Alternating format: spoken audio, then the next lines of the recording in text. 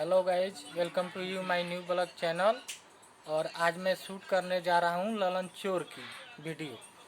तो ललन चोर के बारे में आज हम चर्चा करेंगे और चलते हैं। रूम से निकल दिए हैं और चल रहे हैं ललन चोर का रूम में, और उस रूम से पब्लिक का रिएक्शन जानेंगे और समझेंगे, और आप लोग के बीच हम रखेंगे उसका रिएक्शन।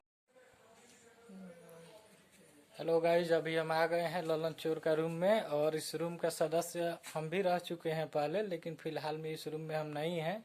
और आज हम बात करते हैं, बात कर रहे हैं अभी देव भाई से, उनके बारे में हम चर्चा करेंगे। तो आ गए हैं, अभी देव भाई से चर्चा करेंगे। देव भाई, ललन के बारे में, उसके बारे में थोड़ा बताइए। क्या विचारधारा का था, क्या विचार था उसका, और कैसे पैसा लेके गया यहाँ से, कितना आदमी का पैसा लेके गया, कितना आदमी को बेवकूफ बना के गया, इसके बारे में कुछ बताएंगे आप?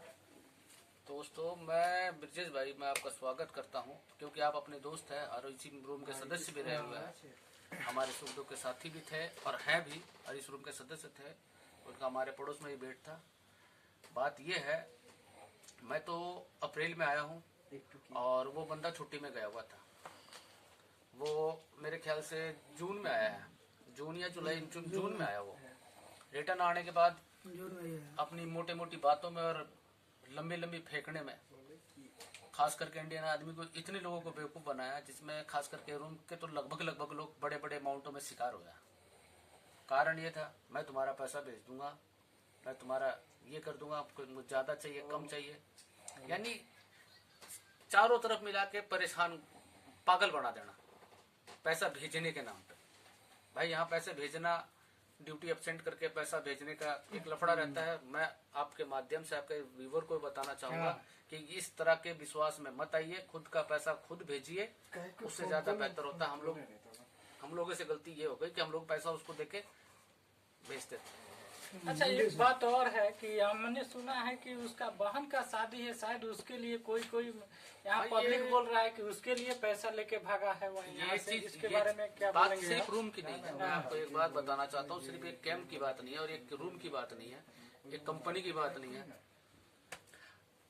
लगभग यहाँ करीबन 8-10 कंपनियों से, दुबई है, आबू धाबी है, या आसपास के कम से कम 10-12 कंपनियों का पैसा लेके भागा है। कोई छोटा अमाउंट नहीं है, बहुत बड़ा अमाउंट है। तो यहाँ का इतना आदमी को बेवकूफ बना के गया, पागल बना सकता है वो। उसके भाई भी यहाँ रहते हैं, ऐसी बात नहीं। उसके भाई वगैरह भी रहते हैं, उसके कई मित्र भी है। हमारा भी पैसा था, उसका भाई के, हमारे ये मनोज भाई साहब, उसका भाई के पास तो फोन करने पर उसका भाई बोल रहा है कि हम इसके बारे में कुछ नहीं बोल सकेंगे, नहीं बताएंगे। एक गवर्नमेंट का एक सिस्टम है। अगर हमारा इंडिया रहता तो उस पर कई तरह के ये हो सकता था। भाई का मामला है, भाई उसके अलग सिस्टम से अलग कंपनी में आए हुए हैं, इसलिए उसका भाई अपने आप को बोलता है कि मेरे को कोई मतलब नहीं है। मेन बात यह है, हम दूसरे कंपनी का है और वो दूसरी कंपनी का, इसलिए उसका भाई बोलता है हमें कोई मतलब नहीं है। यहाँ पे बालिग होने के बाद किसी से कोई मतलब नहीं होता है। गवर्नमेंट का एक ये सिस्टम है, इसलिए वो अपने आप को बचाने के लिए वो सेफ है। ये लोग भी जानते थे कि यहाँ का ये रूल है और हम लोग यहाँ सेफ है। मेरे ऊपर जो होगा, जो गुनहगार है, सजा सिर्फ उसी को मिलती है, ना कि पूरे परिवार को। एक सिस्टम है। पर हमारे इंडिया में होता तो कम से कम घर परिवार, एक माहौल, कानून प्रक्रिया सब एक अपने वहां भी है, पर एक भाईचारा के नाते, एक प्यार मोहब्बत के नाते, एक सामाजिक ढांचे के नाते। हमारा भारत एक, जिसको बोलते हैं ना, कृषि प्रधान देश है। और कृषि प्रधान सिर्फ एक आदमी से नहीं चलता, पूरे घर मिलके उस खेत को जोतते हैं, खेत में काम करते हैं, तब वो 2 अनाज पैदा होता है। और वो 2 अनाज अपने पेट भरता है, और एक अनाज 2 दाना, एक दाना से हम अपना पेट भरते हैं और एक दाने से हम जनता के पास भी जाता है, और उसके जो चारा बचता है उससे हम अपने मवेशियों का पेट भरते हैं। यानी एक काम से कितने ये पले, वहाँ हम उस ढंग से बातचीत कर सकते थे। पर यहाँ का जो माहौल है, तो अब मान लीजिए कि हमने सुना है कि देखा भी है और किया भी है, तो उसका एक बार तबीयत खराब हो गया था। हमने खुद उसका खाने का थाली साफ किया है, लेकिन आपको विश्वास था कि हमारे साथ ऐसा धोखा करेगा? नहीं, वो हमें विश्वास क्या, हमें ऐसा यकीन भी नहीं था कि ऐसा हो सकता है, क्योंकि हमारे रूम का ब्रजेश भाई, आप इसी रूम में थे, आप ड्यूटी गए हुए थे, और उस कारणवश बीच में मेरा भी तबीयत खराब था। आपका भी तबीयत खराब था, सही बात है। इसका मेरा भी तबीयत खराब था, मैं मेडिकल लगाया। मैं छुट्टी ले रखा था, मेडिकल लगा के वो बंदा, और मेरे को उससे पैसा भी लेना था, और भी लोगों को वहां उसके पास बहुत सारे फोन आते, वो परेशान होके कई जब से यहाँ आया छुट्टी काट के, ड्यूटी तो गया ही नहीं, ड्यूटी गया नहीं, पर कंपनी का उसके पास कैसे पैसा आ जाता पता भी नहीं, उसका क्या इलीगल काम था हम लोग को भाई नहीं मालूम, हम ड्यूटी नहीं जाते, हमारा पैसा कटता है। वो बंदा आया, मैं बोला भाई मैंने आपको पैसे जो दिए हैं आप मेरे को वापस कर दो। थोड़ी देर में आके बोलता है यार मेरा छाती दर्द कर रहा है, यहाँ के बेहोश हो गया, यहाँ पे गिरा था ना, ये जमीन पे गिर गया।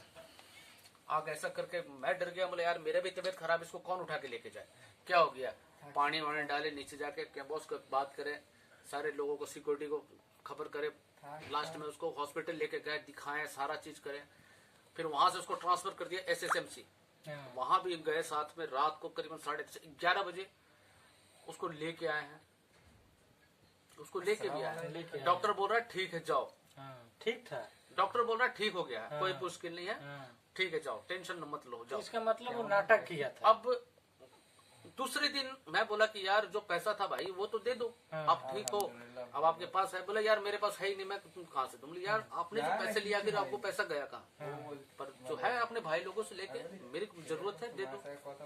वो फिर बोलता मैं बीमार हो गया, फिर ऐसा नाटक, फिर बोला ये सब नाटक होता, फिर वो बीमार हो गया, फिर उसको फिर एम्बुलेंस बुलाया, फिर वो कर के गया, फिर वो डॉक्टर बोला ठीक है, डॉक्टर फिर बोल के छोड़ दिया, पर अपने रूम में नहीं आया वो करीबन 4 दिन। झूठ क्या बोलता है कि मैं तो हॉस्पिटल में भर्ती हूँ, मैं हॉस्पिटल में भर्ती हूँ, यहाँ से बंदे पीछे से गया हॉस्पिटल में चेक करने के लिए, बंदा है तो भाई मिल जाएगा, वहाँ जाके देखा तो वो बंदा है ही नहीं था, वो बंदा था ही नहीं वहाँ।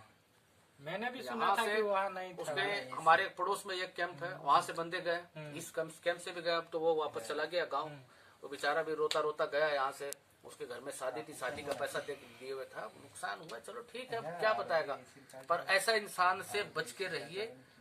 यहाँ रूम में क्या कुछ नहीं किया गया उसके लिए, उसका जूठा बर्तन तक धोया गया, उसके कपड़े धोए गए, उसको रात बिरात उठा के लेटरिन बाथरूम लेके जाया जाता, कई दिन उसके चक्कर में 10 दिन करके लोग ड्यूटी नहीं गए, मैं करीबन 17-18 दिन में खुद ड्यूटी नहीं गया उसके चक्कर में, कि भाई किसी माँ का बेटा किसी भाई को कोई नुकसान नहीं हो जाए, पैसे तो अपनी जगह पे है, कोई बड़ी बात नहीं, बावजूद भी इतना आदमी को कम से कम वो प्यार से ये बोल देता कि मैं वहाँ जा रहा हूँ, आपके जाने के बाद 2 महीने में, 3 महीने में, 1 महीने में, 10 दिन में, 15 दिन में, ये मेरा भाई यहाँ है, मेरा चाचा है, मेरा पापा है, इनसे बात कर लो, आपके पैसे में इतने दिन में लौटा दूंगा या फिर इंडिया भेज दूंगा, जो भी है आप कम से कम बोल के चले जाते तो ये दुख नहीं होता। चलिए हम मनोज भाई से चर्चा करेंगे। मनोज भाई आप कुछ कहना चाहते हैं इसके बारे में?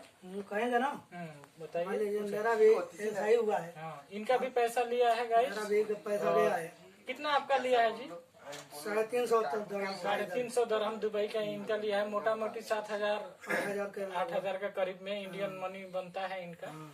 और ठीक है, लेकर चला गया, थोड़ा सा चुप हो जाए और क्या किया जाए।